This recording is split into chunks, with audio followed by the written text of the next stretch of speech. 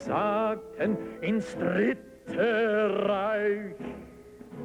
Ich hatte nichts zu verlieren. Ich lief mit, wohin war mir gleich. Als ich marschierte. Se hoje Hitler aparece como um grande vilão, não era assim que muita gente o via na época. Como entender a reação da população austríaca quando Hitler anexa o país? Quando as tropas alemãs invadem a Ucrânia, na União Soviética, são recebidas com entusiasmo pela população. Como explicar isto?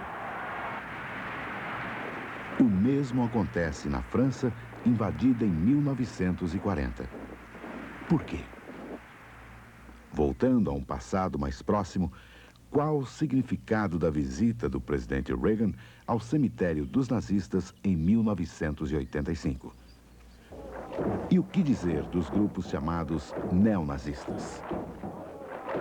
O que pensar da população ucraniana e da francesa recebendo entusiasticamente o invasor? O que pensar hoje dos chamados fenômenos neonazistas que se reproduzem em diversas regiões do mundo? É preocupante pensar que os alemães puderam aceitar a violenta perseguição política e racial por parte dos nazistas.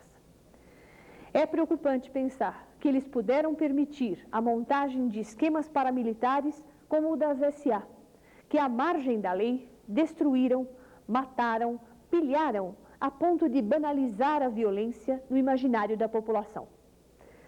É preocupante pensar hoje no assassinato de mulheres turcas na Alemanha e no atentado contra representações nordestinas em São Paulo, Brasil. Só é possível deter esta onda violenta, incontrolável e incompreensível, discutindo-se as raízes profundas do autoritarismo e percebendo o quanto ele penetra no dia a dia das relações sociais.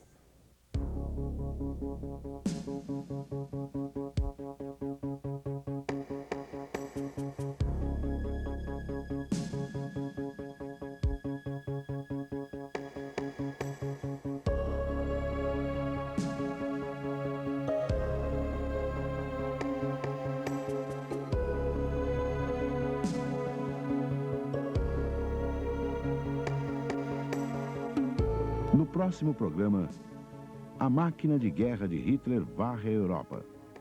A Itália de Mussolini entra no conflito ao lado da Alemanha. E a formação das resistências.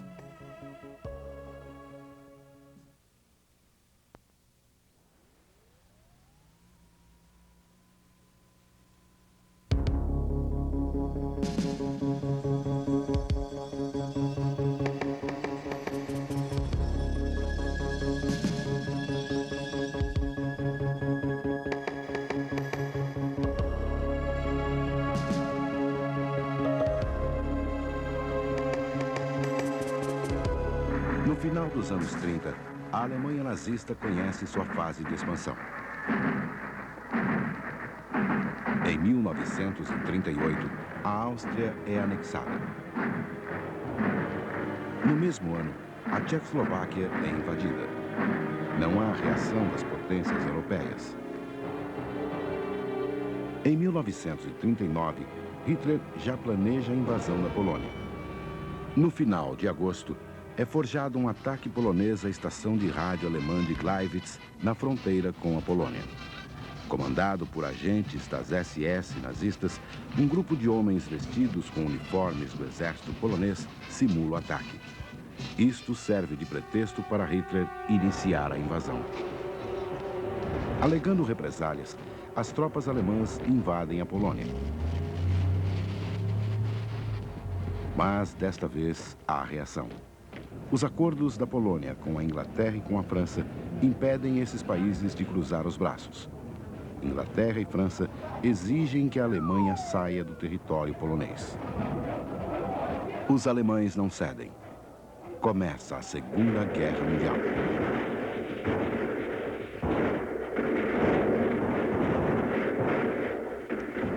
costuma-se dividir a Segunda Guerra Mundial em dois momentos. O primeiro, de grande arrancada dos alemães, que comandam o teatro da guerra. E o segundo, quando o domínio das ações passa aos aliados em função dos erros cometidos pelos nazistas.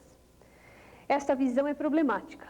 Primeiro, porque menospreza a importância das atuações dos países aliados da Alemanha, principalmente a Itália e o Japão. Segundo, porque não considera a ação da resistência das populações dominadas ou ameaçadas pelo eixo. O princípio da ação e reação do físico Isaac Newton diz: para cada ação há sempre uma reação igual e oposta. Da mesma forma, a cada agressão ou avanço do eixo corresponde uma reação dos movimentos de resistência. No começo da Segunda Guerra, as investidas do exército alemão ficam conhecidas por sua rapidez e eficácia. Essas investidas recebem o nome de Blitzkrieg, ou Guerra Relâmpago. As Blitzkrieg caracterizam-se pelo emprego maciço de forças blindadas, as divisões Panzer, conjugado com ostensivos bombardeios aéreos. A invasão alemã na Polônia é o primeiro exemplo de Blitzkrieg. O exército polonês era obsoleto. Seus aviões são destruídos antes de levantar voo. Em menos de 3 semanas, a Alemanha domina a parte ocidental do território polonês. Ali, estabelece um governo geral e inicia a perseguição aos judeus.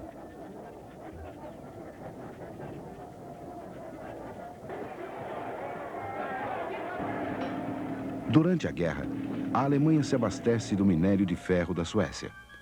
Este abastecimento é feito através do porto de Narvik, na Noruega. Mas a Noruega é aliada da Inglaterra e da França e inicia um bloqueio contra a Alemanha.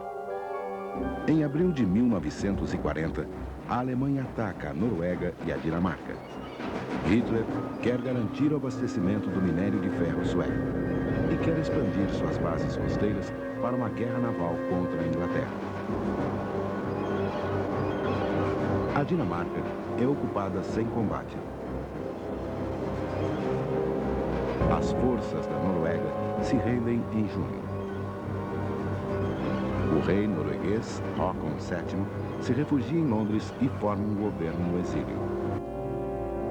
Para conter os avanços alemães, soldados franceses e ingleses são enviados para a Bélgica e para a Holanda. Mas em maio, Bélgica e Holanda capitulam frente às forças alemãs. Mais de 300 mil franceses e ingleses ficam isolados no porto de Dunkerque, na França. São forçados a uma retirada de emergência. É a famosa retirada de Dunkerque. 40 mil franceses são aprisionados.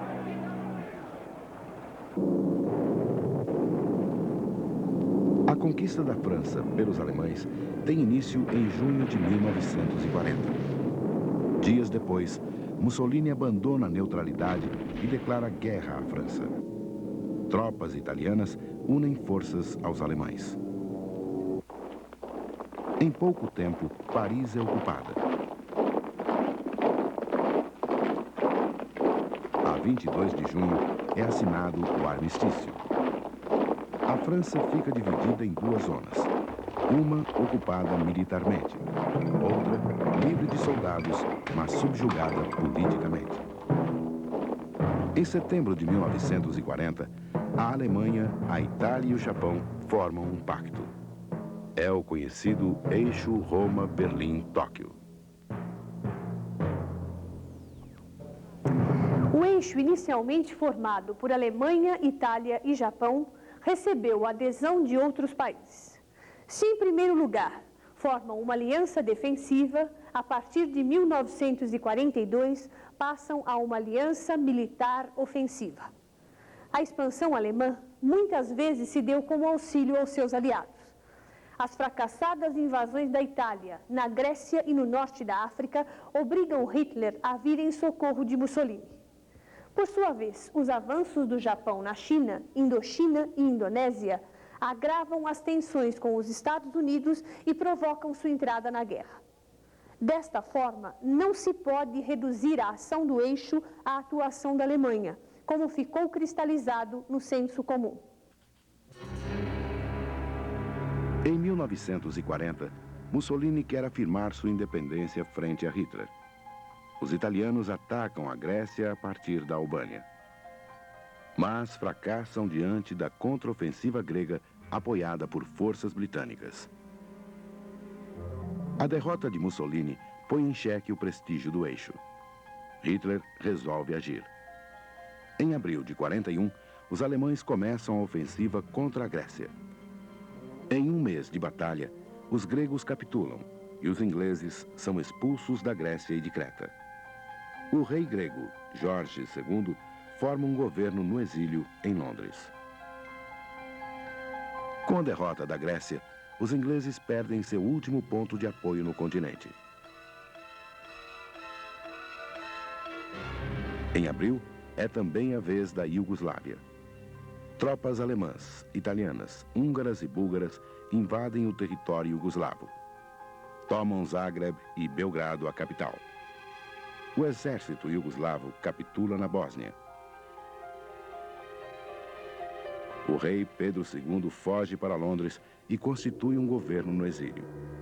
Na República Iugoslava da Sérvia, forma-se um governo militar alemão. Na Croácia, o governo fica sob comando de fascistas locais. Acabou acontecendo que as tropas nazistas tomaram completamente o território da Iugoslávia.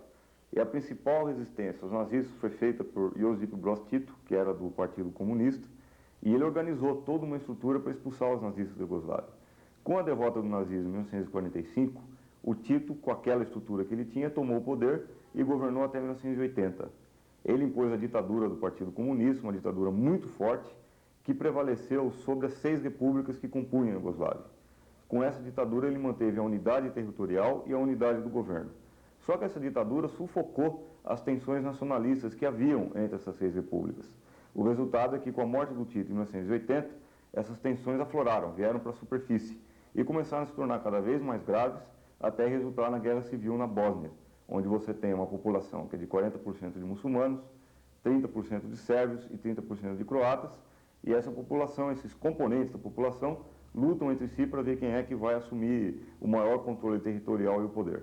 Portanto, o que está acontecendo hoje na ex-Yugoslávia é uma guerra civil de grandes proporções causadas pelo desabamento daquele edifício centralizado e autoritário que foi construído por Josip Broz Tito após a Segunda Guerra Mundial.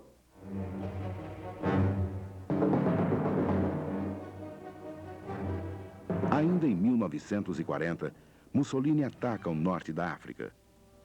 Desde o século XIX, o norte da África é palco de disputas coloniais entre franceses e ingleses. Ao atacar a África, a Itália está atacando os impérios da França e da Inglaterra. Em dezembro, uma contraofensiva inglesa retoma algumas posições. Mussolini pede ajuda a Hitler. Em janeiro do ano seguinte, Hitler entra na Guerra do Norte da África. As tropas alemãs, os Afrika Korps, são comandadas pelo general Erwin von Rommel. Por sua notável habilidade de estrategista, Rommel ganhou o cognome de a Raposa do Deserto. É comum considerar que a Alemanha tinha o controle absoluto da guerra até 1942, com a derrota em El Alamein, no norte da África, e mais tarde com os problemas no front russo em Stalingrado. Mas observando-se o dia a dia das populações dominadas, vê-se que desde o começo da guerra existia resistência. Essa resistência inicialmente manifestou-se na luta diária do homem comum, pois os governos ou não estavam suficientemente preparados para reagir ou tendiam a capitular. O caso da França, do Marechal Pétain, é típico. Assim, a resistência se constrói no cotidiano, acima dos comandos dos governos. Um exemplo é a resistência francesa, clandestina, organizada no exílio ou pelo Partido Comunista. age por sabotagem numa estratégia de acúmulo de pequenas iniciativas. Outro exemplo é o povo inglês, que consegue manter a crença frente aos maciços bombardeios aéreos. No próximo bloco, a França dominada, pilhagens e repressão. O Marechal Pétain colabora com os nazistas. O surgimento da resistência francesa. O general de Gaulle e a resistência no exterior. E a batalha aérea da Inglaterra.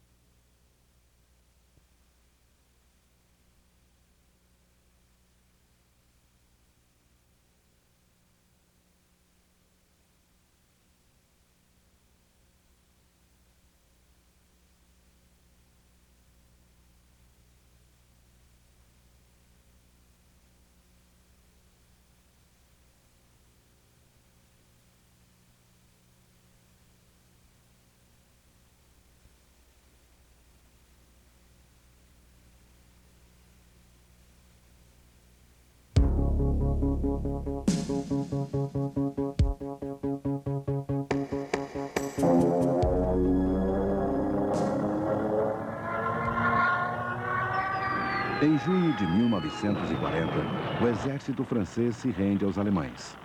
A parte norte do país é ocupada pelas tropas de Hitler. Na parte sul, o Marechal Philippe Pétain, herói francês da Primeira Guerra, assume o governo e inicia uma política de colaboração com os alemães. Paga pesados tributos de guerra, 400 milhões de francos por dia. Internos estrangeiros em campos de concentração. E inicia a perseguição aos judeus.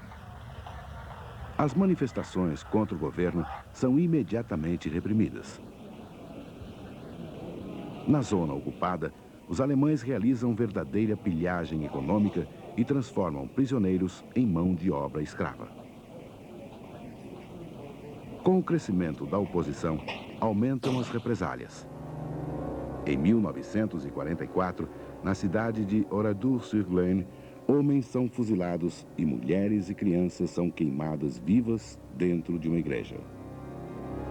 Tudo isso acontece com a conivência ou com a participação direta do Marechal Pétain.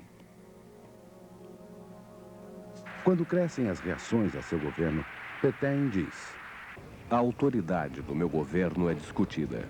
As ordens são mal executadas.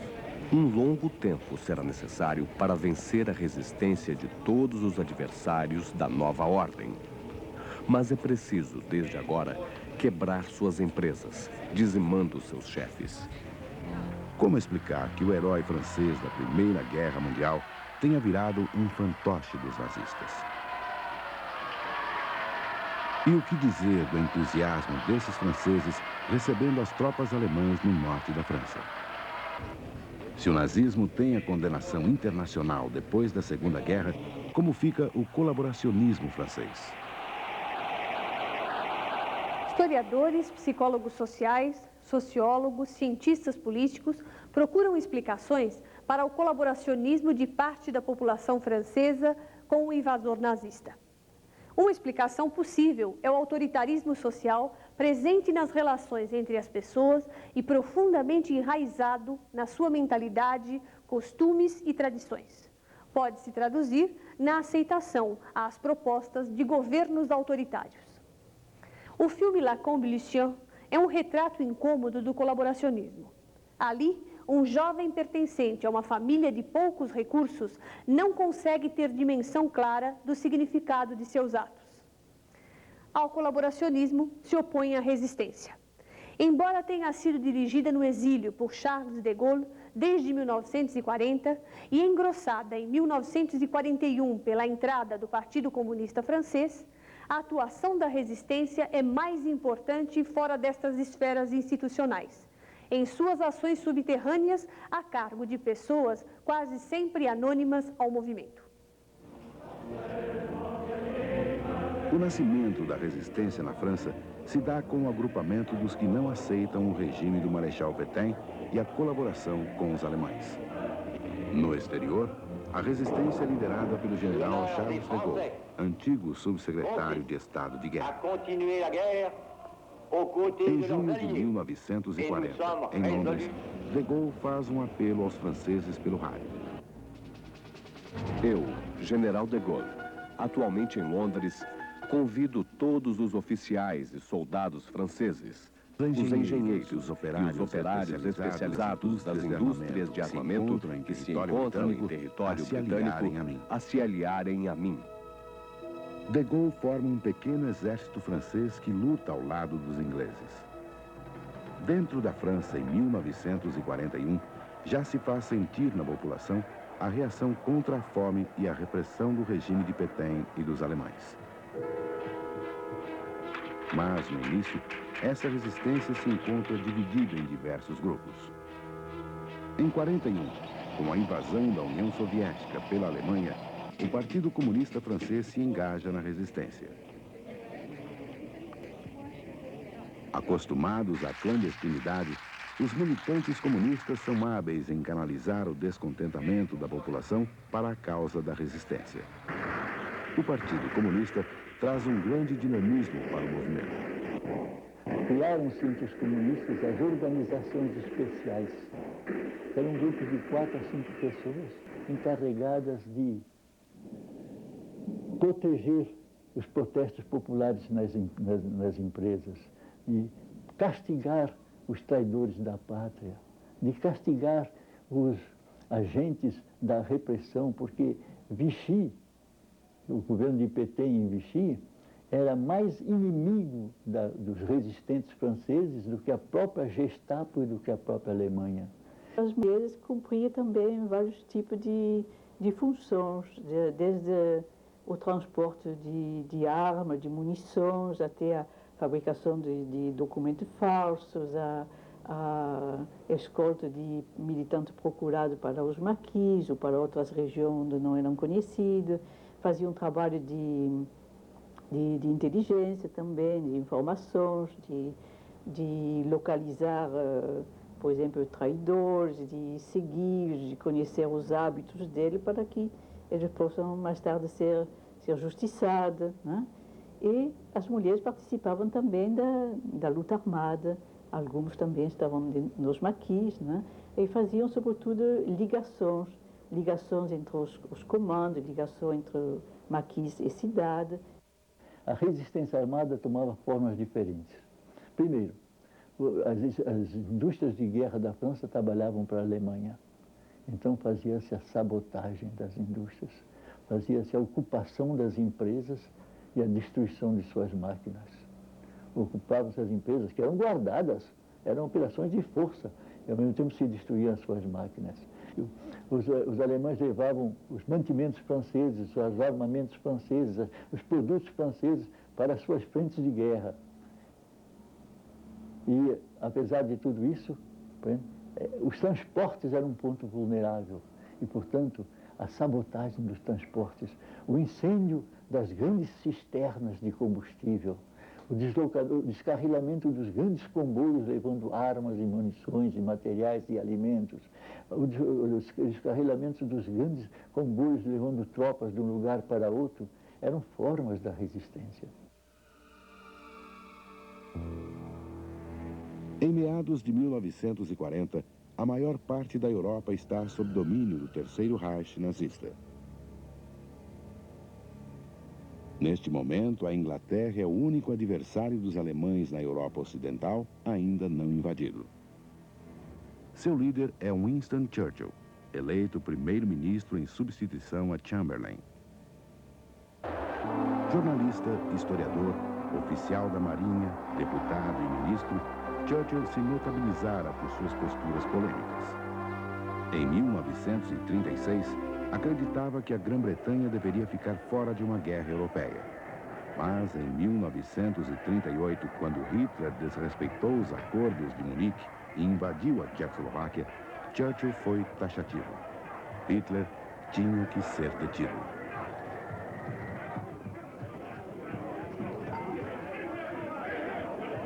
Quando a França se rende à Alemanha, a Inglaterra se vê ameaçada. se os alemães se apoderassem dos navios franceses, a armada de Hitler ficaria equipada para tentar uma invasão da Grã-Bretanha. Os ingleses, então, bombardeiam a esquadra francesa estacionada na base naval perto de Oran, na África do Norte. 1.300 marinheiros franceses são mortos por seus futuros aliados britânicos. Após a conquista da França, os alemães esperam que a Inglaterra reconheça a superioridade das forças do Terceiro Reich e aceite uma proposta de paz. Porém, os ingleses não querem paz com a Europa dominada pelo nazismo. Hitler decide atacar a Inglaterra. Mas as condições geográficas, a superioridade da marinha inglesa e o poder da sua força aérea dificultam uma invasão por mar. Hitler e seus comandantes decidem que a luta será no ar. A conquista da Inglaterra fica a cargo da Luftwaffe, a força aérea alemã comandada pelo Marechal Hermann Göring. Em 1940, a Inglaterra é atacada. O país inteiro é mobilizado para a defesa. Os homens são recrutados pelo exército e as mulheres pelos setores civis. Para alimentar a população, o governo pede que todos plantem em cada pedaço de terra, até mesmo no centro de Londres. Sucessivos bombardeios atingem as cidades inglesas.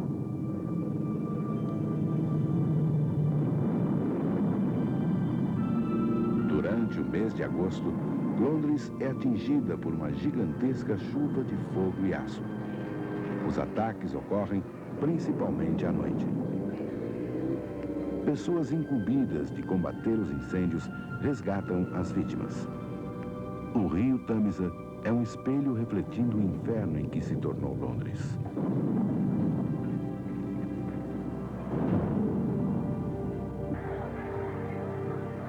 Os londrinos começam a se refugiar nas estações subterrâneas do metrô antes mesmo de serem autorizados a fazê-lo. À tarde, os trens param. Pessoas dormem nas plataformas, entre os trilhos, nas escadas, em qualquer lugar que consigam encontrar.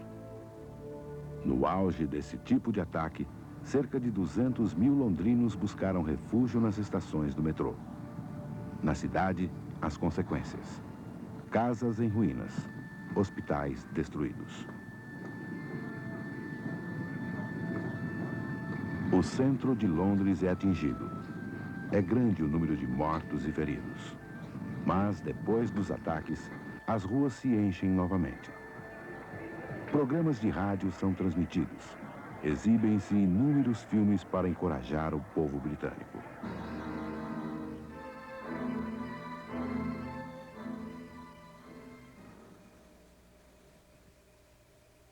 We can't do that, silly. It's closed to the public.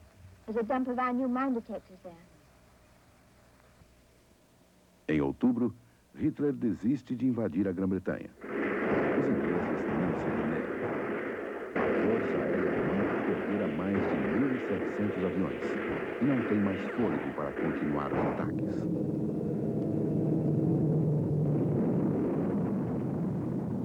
A resistência inglesa tem diferenças básicas da francesa. A Inglaterra não foi invadida. Por isso, o governo atua para derrotar o agressor tanto na defesa do território